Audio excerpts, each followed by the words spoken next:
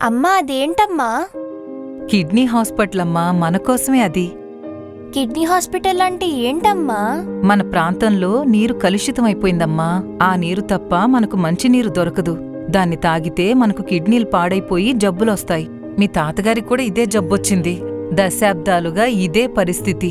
ఎందరో రాజకీయ నాయకులు వచ్చారు, చూశారు, వెళ్ళిపోయారే తప్ప మనకి ఏమీ చేయలేదు.